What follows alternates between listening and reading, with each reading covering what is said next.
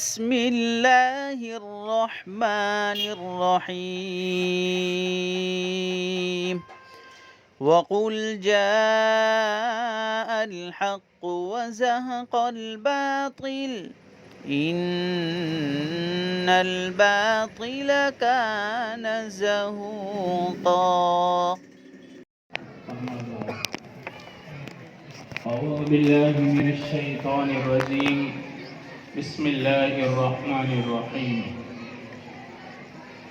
وقالوا لولا نزل هذا القرآن على رجل من القريتين عظيم وقال النبي صلى الله عليه وسلم إذا مات الإنسان انقطع عنه عمله إلا من ثلاثة من صدقة جارية أو علم ينتفع به أو ولد صالح يدعو له أو كما قال رسول الله صلی اللہ علیہ وسلم.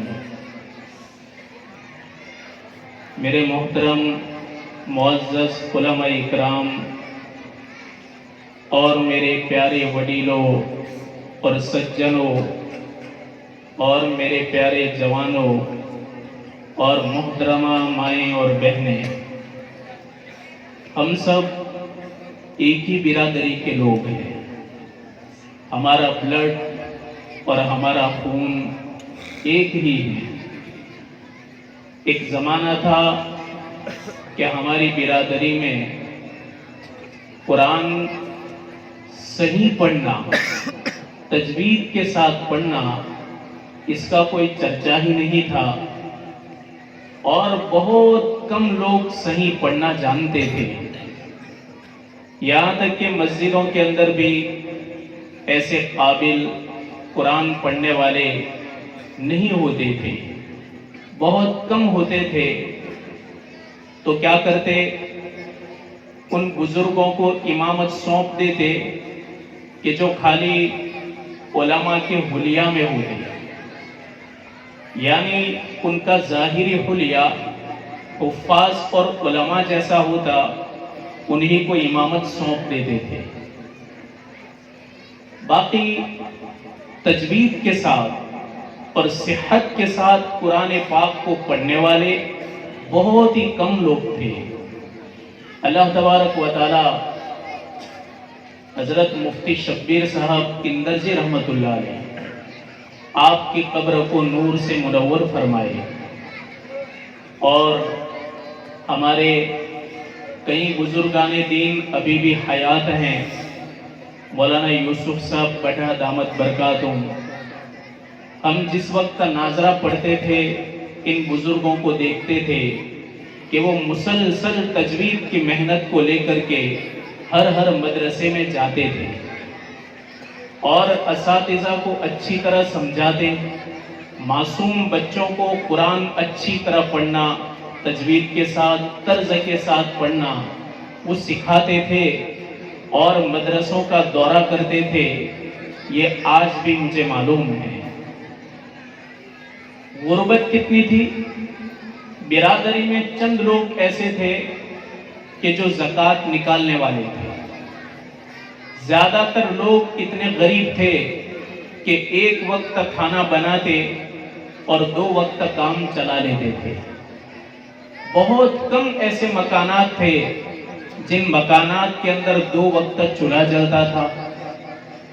باقی کچھ ایسے اصحاب خیر تھے جو اپنے گھر کے اندر کھانا کچھ زیادہ بنا دیتے تاکہ رات کے وقت آ کر کے اگر کوئی مانگے تو ان کو روکھا سوکھا پانی جیسا سالن وہ دے دیا کرتے تھے. آپ نے کتنے ایسے ہمارے بزرگان دین بڑی عمر کے ایسے ہوں گے جنہوں نے عالمی اجتماع کے اندر شرکت کی اور عالمی اجتماع کو دیکھا. اس سرزمین کے اوپر بڑے بڑے اہل اللہ نے اپنی آنکھوں سے گرم گرم آنسو بہائے. اللہ تبارک و تعالیٰ نے ان کی لاج رکھی، ان کی دعاؤں کو قبول کیا اور اللہ نے شہر کو علم کی نگری بنا دیا. اور بے شمار حفاظ پیدا ہوئے، بے شمار باصلاحیت علماء پیدا ہوئے، اور کئی بہترین قرآن پڑھنے والے قراء پیدا ہوئے۔ معصوم معصوم بچے ایک ایک بیٹھک پر قرآن مکمل حفظاً سنانے والے ایسے بچے پیدا ہوئے۔ یہ ہمارے اکابرین اور بزرگوں کی دعاؤں کا نتیجہ تھا۔ علامہ اشرف علی صاحب تھانوی نور اللہ مرقدہ فرماتے ہیں کہ جو قوم قرآن کو تجوید کے ساتھ اور صحت کے ساتھ پڑھتی ہیں، اور جس قوم کے اندر قرآن کو لفظاً عام کیا جاتا ہے، اللہ تبارک و تعالی اکثر فتنے اسی قرآن کی برکت سے دبا دیتا ہے۔ آج فتنے کیوں ابھر رہے ہیں اور آج دشمنوں کا رعب ہمارے دلوں کے اوپر کیوں مسلط ہے، اور الگ الگ پروپیگنڈا کے ذریعے ہم کو باندھ میں کیوں لیا جا رہا ہے، اور ہمارے صبر کو کیوں تولا جا رہا ہے؟ میرے بھائیوں، سب سے بڑی وجہ یہ ہے کہ ہم نے قرآن کو صرف تلاوت کی کتاب سمجھ لی، رمضان آیا تلاوت کر لی، کسی کا انتقال ہو گیا تو سورہ یاسین پڑھ لی، اس کے علاوہ قرآن سمجھنے کی کبھی بھی ہمیں توفیق نہیں ملی۔ سب سے بڑا جرم ہے اور سب سے بڑا ظلم ہے کہ ایک مسلمان کہ جس کو اللہ نے مقدس کتاب عطا فرمائی، وہ اس کو نہ سمجھنے کی کوشش کریں اور نہ سمجھنے کی فکر کریں۔ جس وقت شیخ الہند جیل سے باہر آئے، مالٹا سے 3 سال آپ نے کاٹے، آپ نے فرمایا کہ لوگوں، بھارت میں مسلمانوں کی پستی اور بھارت میں مسلمانوں کی ذلت کیوں ہو رہی ہے؟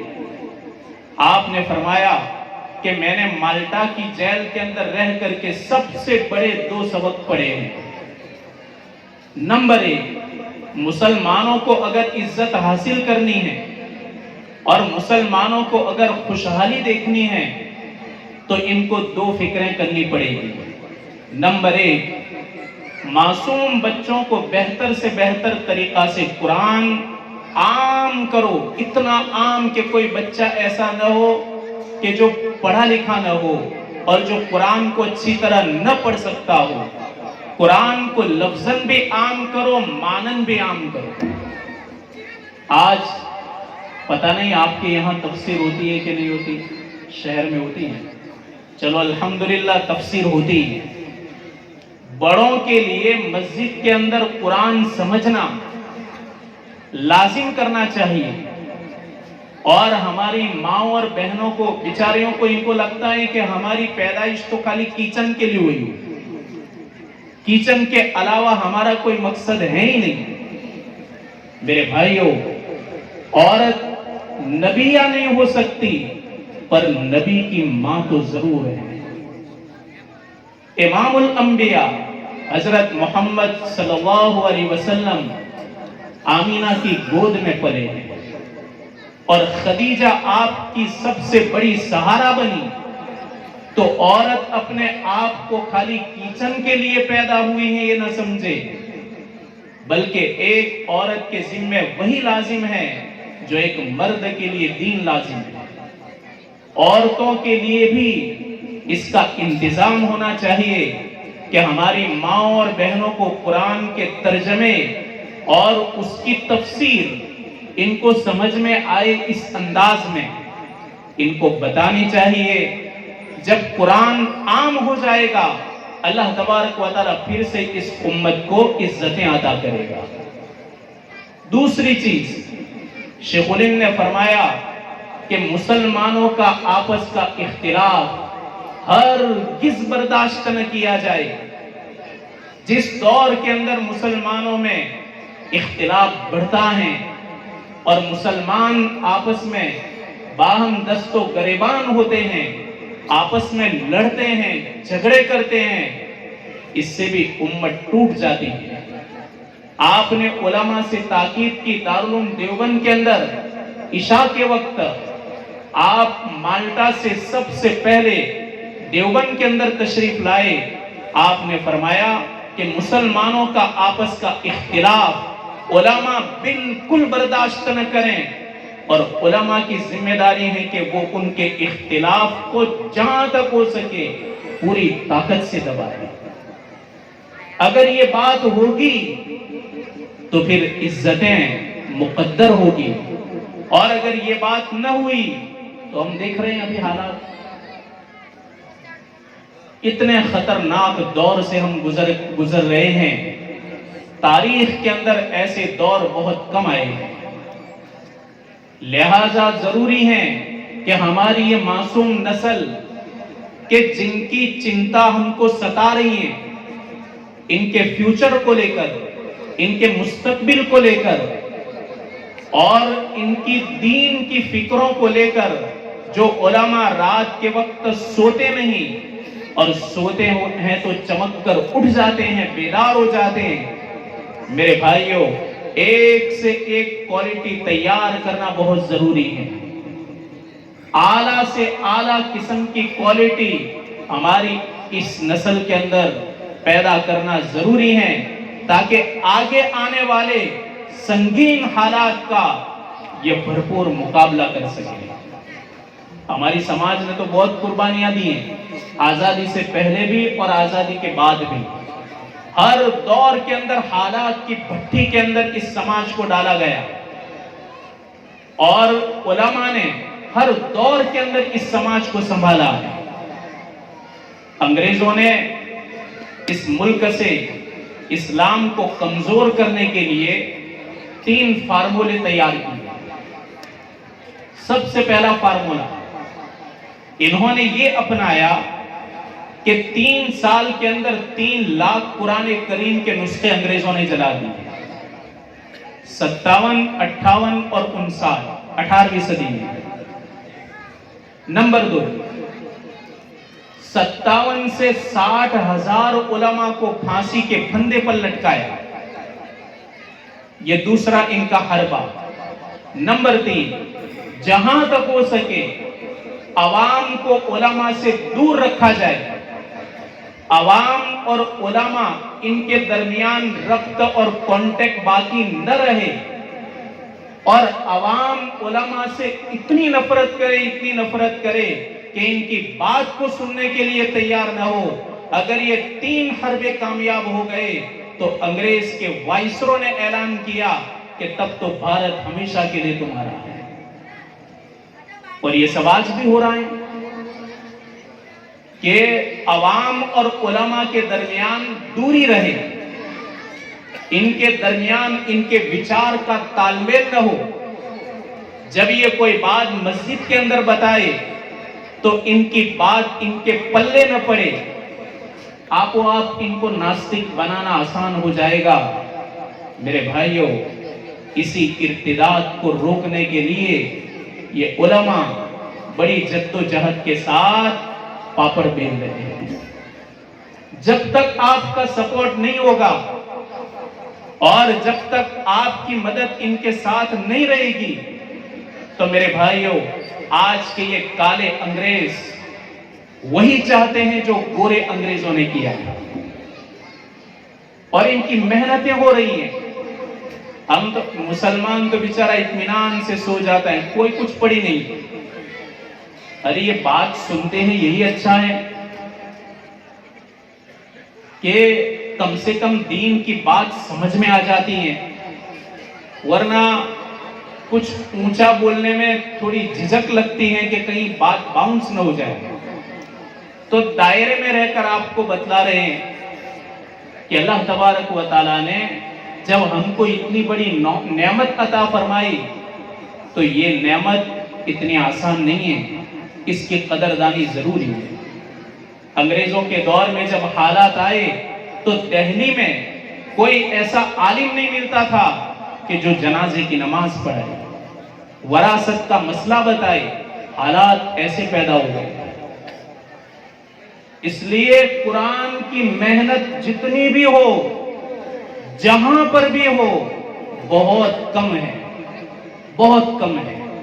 علامہ رشید احمد گنگوئی رحمت اللہ علیہ، انگریزوں نے آپ کو اریسٹ کیا اور آپ کو جیل میں بند کر دیا، مقدمہ چلا تو جسٹس نے آپ کی رہائی کا اعلان کیا۔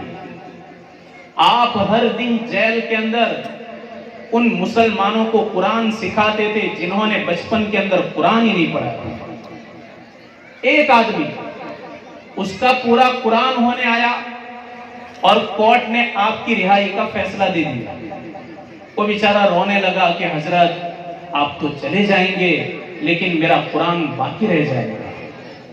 علامہ رشید احمد گنگوئی نے فرمایا کہ رشید احمد اس وقت تک جیل سے رہا نہیں ہوگا جب تک تیرا قرآن مکمل نہیں ہوگا۔ آپ نے جیل کی صعوبت کو برداشت کیا، جیل سے باہر نہیں نکلے، آپ نے اس کا قرآن مکمل کروایا، اس کے بعد اس کی رضامندی سے آپ باہر آئے۔ یہ ہمارے بزرگوں کی محنت تھی۔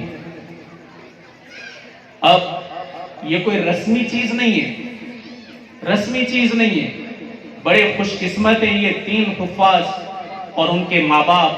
اللہ تبارک و تعالی ان تینوں بچوں کے ماں باپ کو اور ان کے رشتہ داروں کو بہتر سے بہتر بدلہ عطا فرمائے اور ان تینوں کو ان کی نجات کا ذریعہ بنائے۔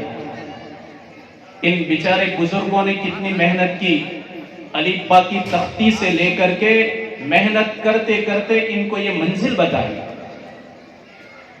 ہماری نجات کا راستہ صرف اور صرف ایک قرآن ہے۔ ہم کتابوں کے اندر ایک کہانی پڑھتے رہتے ہیں کہ ایک آدمی کا ایک درہم گم ہو گیا گھر پہ۔ وہ گھر سے باہر نکلا، کہاں آیا؟ راستے پر آیا، اور راستے پر اس نے دیکھا کہ اسٹریٹ لائٹ کہاں جل رہی ہے، وہاں آ کر کے وہ درہم تلاش کرنے لگا۔ کھویا کہاں ہے؟ گھر پہ۔ اور ڈھونڈنے کہاں آیا؟ روڈ پہ۔ اب بیچارہ وہ بوڑھا تھا تو وہ ڈھونڈ رہا تھا۔ کچھ نوجوان ایسے تھے کہ ان کو رحم آ گیا۔ نوجوانوں نے کہا کہ بزرگ آپ کیا تلاش کر رہے ہیں؟ کہا میرا درہم کھو گیا۔ نوجوانوں نے اپنا کام چھوڑ کے اس کی مدد کی۔ اب یہ سب مل کر کے درہم تلاش کر رہے، 1 گھنٹے تک درہم تلاش کیا لیکن وہاں تو کھویا ہی نہیں تھا۔ بوڑھے میاں کو جب پیر پتلے ہو گئے تو بوڑھے میاں کو کہا کہ حضرت آپ یہ بتائیے کہ آپ کا درہم کہاں گرا تھا؟ کہاں؟ گھر پہ۔ انہوں نے سر پہ ہاتھ رکھا کہ یار آپ پہلے سے بتاؤ نے تو ہم وہاں جا کے ڈھونڈے۔ تو بوڑھے میاں نے کیا جواب دیا؟ ادھر لائٹ نہیں ہے اس لیے میں نے وہاں نہیں ڈھونڈا، ادھر لائٹ تھی تو میں یہاں ڈھونڈنے کے لیے آیا۔ سیم یہی حالت ہے ہماری۔ گھر میں قرآن کھویا ہوا ہے، سکون باہر لائٹ کے اندر تلاش کرنے ہم نکلے ہیں۔ گھروں سے قرآن کے جنازے نکال رہے ہیں اور سکون دنیا کی چیزوں میں تلاش کر رہے ہیں۔ گھر میں قرآن کھویا ہوا ہے اور ہم باہر نکل کر کے غیروں کے طور و طریق کے اندر ہم اپنی نجات، عزت، کامیابی، خوشحالی اور سکون تلاش کر رہے ہیں۔ یہ تو کیسے ہوگا؟ میرے بھائیوں، علماء سے کانٹیکٹ رکھو، تعلق رکھو، بہت ضروری ہے۔ اور یاد رکھو جو بھی علماء کی مجلس کے اندر بیٹھے گا پابندی کے ساتھ، دنیا کا کوئی گمراہ آدمی اس کو گمراہی کے اندر مبتلا نہیں کر سکتا۔ کوئی گمراہ فرقہ اس آدمی کو گمراہ نہیں کر سکتا، اس لیے کہ جو بات سنے گا وہ فوراً اپنے عالم سے پوچھے گا، امام صاحب سے پوچھے گا، مسجد کے اندر آ کر پوچھے گا۔ بہت کم چانس ہے کہ یہ آدمی گمراہ ہو، الا ماشاءاللہ اللہ چاہے۔ بے علم نتواں خدا را شناخت، شیخ سعدی فرماتے ہیں بغیر علم کے ہم اللہ کو پہچان ہی نہیں سکتے۔ ہمارے نوجوانوں کے اندر دینی شعور پیدا کرنا ضروری ہے۔ جب تک دینی شعور نہیں ہوگا جہالت عام ہوگی۔ ہماری جوان بیٹیوں کے اندر دینی شعور پیدا کرنا ضروری ہے. اگر ان میں علم نہیں آیا اور اگر ان میں دین نہیں آیا تو جہالت عام ہوگی. اور آدمی جب عبادت کرتا ہے اس کے پاس شیطان آتا ہے, اس کے بھیس میں آتا ہے, اور عالم ہوتا ہے تو اس کے بھیس میں آتا ہے. ایک مرتبہ شیطان عبادت گزار کے پاس آیا, آ کر کہنے لگا کہ حضرت آپ اتنی عبادت کرتے ہیں, اتنی عبادت کرتے ہیں, آپ کی عبادت اللہ کو اتنی قبول ہے, اتنی قبول ہے کہ اللہ نے آپ کو معراج کروانے کا ارادہ کیا ہے. ہاں وہ تو خوش ہو گیا کہ یار یہ تو معراج کی بات ہونے لگی. کہا کہ میں فرشتہ ہوں اور آپ کو میں معراج کروانے کے لیے متعین کیا گیا ہوں. آپ حضور باہر آئیے. باہر براق کھڑا ہے. اب وہ تو آیا, اس لیے کہ علم نہیں تھا, صرف کوری نری عبادت تھی. باہر آیا, کہاں ہے براق؟ ایک گدھا باہر کھڑا تھا, کہا یہ براق. وہ بزرگ کو بٹھا دیا. شیطان نے زور سے لات ماری تو وہ گیا کیچڑ میں اور اس کو گرا دیا گندگی کے اندر. وہ عبادت گزار کہنے لگا تو نے کیا کیا؟ کہا یہ معراج ہو گئی آپ کی. یہی شیطان عالم کے پاس گیا اور کہنے لگا کہ حضرت آپ قرآن کی کتنی خدمت کرتے ہیں, آپ کتنے بچوں کو قرآن صحیح پڑھاتے ہیں اور آپ کتنے بچوں کو دینی مسائل سکھاتے ہیں, آپ لوگوں کو نماز پڑھاتے ہیں, لوگوں کی نماز صحیح کرواتے ہیں. اللہ کا ارادہ ہے کہ آپ کو معراج کرائے. عالم تھا, سمجھ گیا کہ ہاں یہ شیطان ہے. انہوں نے کہا ٹھیک ہے, معراج کرنی ہو تو کپڑے بھی اچھے پہننے پڑیں گے, مجھے تیار ہونا پڑے گا. وہ اندر گیا اور مست ایک ڈنڈا ہاتھ میں لیا اور آ کر اس کی برابر ٹھوکائی کر دی. کہاں جبرائیل تو میرے نبی کے پاس آتے تھے, اب میرا نبی نہیں تو جبرائیل کہاں سے آئے گا. برابر اس کی ریپیرنگ کر دی اور ریپیرنگ کرنے کے بعد اس کو رخصت کر دیا. یہ میرے بھائیوں, یہ باتیں اس لیے آپ کو کہی جاتی ہیں آپ کو اس کی اہمیت سمجھ میں آئے. اور جب تک علم اور قرآن کی اہمیت اور عظمت ہمارے دلوں کے اندر نہیں ہوگی, ایک روپیہ بھی اس نسبت سے اگر ہمارا لگ گیا, اللہ تبارک و تعالی ہمارے لیے جنت کا فیصلہ کرے گا. فضول خرچیاں کتنی ہو رہی ہیں, لڑکیوں کے اندر فضول خرچیاں ہو رہی ہیں, لڑکوں کے اندر فضول خرچیاں ہو رہی ہیں.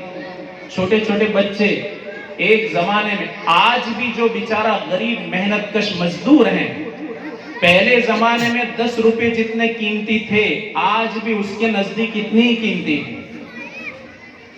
پہلے زمانے میں جو 50 نوٹ کی ویلیو اس کے نزدیک تھی آج بھی اس کے نزدیک تو اتنی ویلیو ہے. ہاں اگرچہ یہ چھوٹے چھوٹے بچے ایک دن میں 20 روپے 25 روپے یہ خرچ کر دیتے, اور ہمارے نوجوان اپنے نفس کے چونچلے کے پیچھے نہ جانے ہزاروں روپے برباد کر دیتے. آپ کو معلوم ہے ہمارے ان بچوں کے اندر کتنا ٹیلنٹ ہے, لیکن ٹیلنٹ کو اجاگر کرنے والے لوگ بہت کمیاب ہیں, بہت کم ہیں کہ ان معصوم بچوں کے ٹیلنٹ کو اجاگر کرے. سب سے بڑا کامیاب استاد وہ ہیں کہ جو بچے کی دبی ہوئی صلاحیت کو اجاگر کرے. آئنسٹائن کا نام آپ نے سنا ہے؟ آئنسٹائن بہت بڑا سائنٹسٹ گزرا ہے, اس کی کتنی عزت کرتے ہیں آج بھی. جیسے نبیوں کے اندر ہمارے نبی کی جو عزت ہے, ایسے آج سائنسدانوں میں, سائنٹسٹوں میں آئنسٹائن کی عزت ہے. ایسی عزت وہ کر دے. آئنسٹائن اتنا ڈبا نہیں تھا, لیکن اسٹارٹ میں چونکہ وہ ٹیلنٹ تھا لیکن اس کے ٹیلنٹ کو باہر نہیں لایا گیا. وہ جب اسکول جاتا, بس کے اندر سوار ہوتا تو کنڈکٹر کو ٹکٹ دیتا. جب ٹکٹ اس کی ملتی اور اس کے بعد واپس پیسے دیے جاتے بچے ہوئے, وہ آئنسٹائن گنتا گننے کے بعد کیا کیا تھا؟ تم نے چوری کر لیے میرے پیسے، مجھ کو پورے پیسے واپس نہیں لوٹائے۔ پھر وہ کنڈکٹر کیا کہتا؟ بیٹا دیکھ، اتنے روپے تو نے مجھ کو دیے، اتنے کی ٹکٹ اور اتنے روپے تیرے باقی بچ گئے۔ ایک دن ایسا ہوا، 2 دن، 3 دن، کئی دنوں تک یہ چلتا رہا، ہر دن آئنسٹائن وہی کہتا۔ ایک دن کنڈکٹر نے غصے ہو کر کیا کہا؟ ڈبا اپنی زندگی میں کرے گا کیا؟ تجھ کو اتنے پیسے گنتے نہیں آتے۔ یہ شبد آئنسٹائن کے دل دماغ کے اندر ایسے اثر کر گئے، اس نے اتنی محنت کی، اساتذہ کو تھکایا اور وہ فاؤنڈر آف فزکس بن گیا، اتنا بڑا آدمی بنا۔ اور اس نے دنیا کے سامنے تھیوری آف ریلیٹیوٹی پیش کی۔ آج بھی دنیا اس تھیوری سے دنگ ہے کہ جس کو پیسے گنتے نہیں آتا تھا اور اتنی بڑی تھیوری اس نے پیش کی۔ یہ ہے دبی ہوئی صلاحیت کو اجاگر کرنا۔ ان بچوں کے اندر آج بھی ایسا ٹیلنٹ ہے کہ بہتر سے بہتر اگر مخلص ٹیچر ہو تو میرے بھائیوں، ان میں آج بھی IAS IFS بننے کی صلاحیت ہمارے بچوں میں ہے۔ اب بیچارے یہ بھی علماء فکر کرتے۔ آپ نے دیکھا کہیں کہ چند ٹیچروں نے مل کر کے اخلاص کے ساتھ ایک بہتر سے بہتر اسکول بنایا ہو؟ ان کو ہی کرنا پڑتا ہے۔ ہاسپٹل تو علماء، اسکول تو علماء، میڈیکل کالج تو علماء۔ ارے تو پھر تمہاری اتنی بڑی صلاحیت ہے، آپ نے ایجوکیشن کا لوہا منوایا تو آپ کیا کر رہے ہیں؟ اتنی بڑی بڑی تنخواہیں دی جاتی ہیں، ارے 2 گھنٹے تو دیا کریں ان غریب بچوں کے حق میں۔ ایک تو یہ مدرسے میں بہت تنخواہ ہوتی ہے، اس کے باوجود پارٹ ٹائم کے اندر بھی بچوں کو قرآن سے ہی کرواتے ہیں تاکہ کل قیامت کے دن پکڑ نہ ہو۔ تو آپ کوئی ایسی مثال بتاؤ کہ چند ایسے باصلاحیت اور باکمال ٹیچروں نے مل کر کے ایک بیسٹ اسکول قائم کیا ہو غریب بچوں کے لیے، اور خود تھکتے ہو اور تھک کر کے ان کے ٹیلنٹ کو اجاگر کرتے ہو۔ آپ مثال بیان کرو۔ تو یہ سب کرنا پڑے گا، یہ سب ان کو سونپنے سے پورا نہیں ہو جائے گا۔ میرے بھائیوں، اس امت کو اللہ نے نوازا ہے، بہت نوازا ہے۔ مال خرچ کرنے والے ہیں اور دل و جان سے خرچ کرنے والے ہیں، لیکن پیسے صحیح جگہ پر لگیں گے، اللہ تبارک و تعالی اس کا نتیجہ بھی بہتر ہمیں دکھلائے گا۔ اور قرآن کے حلقے جن مسجدوں میں لگتے ہیں، آپ فکر کے ساتھ وہاں ضرور حاضری دیں، اور فکر کے ساتھ آپ بیٹھیں اور قرآن کو سمجھنے کی فکر کریں۔ قرآن کو نہ سمجھنا بھی بڑا ظلم ہے، اور قرآن کو نہ سمجھنا یہ بھی بڑا سنگین گناہ ہے۔ حضرت عمر رضی اللہ تعالیٰ عنہ ایک بار مسجد نبی کے پاس کھڑے تھے، ایک رومی آیا۔ رومی نے آ کر کے حضرت عمر کے سامنے کیا کہا؟ اشہد ان لا الہ الا اللہ وان محمد رسول اللہ۔ حضرت عمر نے رومی سے کہا کہ رومی، تو ایمان لے آیا کس بات کی وجہ سے؟ کہا کہ وہ مت پوچھو، بس میں نے آپ کے نبی کو اپنا نبی مان لیا۔ حضرت عمر نے فرمایا نہیں، کوئی تو بات ہوئی ہوگی، تیرے دل میں کون سے الفاظ اثر کر گئے کہ تجھ کو ایمان کی توفیق مل گئی؟ اس نے کہا دیکھو، میں ایک قیدی تھا، میں جیل کے اندر رہا، میں توریت پڑھتا تھا، میں انجیل پڑھتا تھا، میں زبور کی اسٹڈی کرتا تھا، میں الگ الگ آکاشیہ گرنتھ کی میں اسٹڈی کرتا رہا۔ ایک بار ایک مسلمان قیدی قرآن پڑھ رہا تھا، اس نے قرآن کی ایک آیت پڑھی کہ وَمَن يُطِعِ اللَّهَ وَرَسُولَهُ وَيَخْشَ اللَّهَ وَيَتَّقِهِ فَأُولَئِكَ هُمُ الْفَائِزُونَ۔ 18ویں پارے کی آیت۔ یہ آیت ایسی ہیں کہ یہ تمام آسمانی کتابوں کا خلاصہ اور نچوڑ ہے۔ حضرت عمر نے کہا کہ تو نے اس قرآن سے سمجھا کیا، اور قرآن کی اس آیت سے تو نے کیا اثر لیا؟ کہا کہ دیکھو میں نے سنا وَمَن يُطِعِ اللَّهَ وَرَسُولَهُ، کہ جو اللہ اور اس کے رسول کی اطاعت کرے تو اللہ کا نام آیا تو اللہ کا حق آ گیا، رسول کا نام آیا رسول کا حق بھی آ گیا۔ وَيَخْشَ اللَّهَ، اللہ سے ڈر، اللہ کا ڈر، یعنی پچھلی گزری ہوئی زندگی جو غفلتوں کے اندر گزری اس کا ڈر دل میں آ گیا۔ وَيَتَّقِهِ، اور آئندہ آنے والی زندگی کا بھی ڈر اس کو آ گیا۔ دیکھو پچھلی زندگی، اگلی زندگی، اور اللہ اور اس کے رسول کا حق ادا ہو گیا تو اللہ تعالیٰ کامیاب کر دے گا۔ تو یہ تو تمام کتابوں کا خلاصہ اور نچوڑ ہے، بس اتنے پر میں نے ایمان قبول کر لیا۔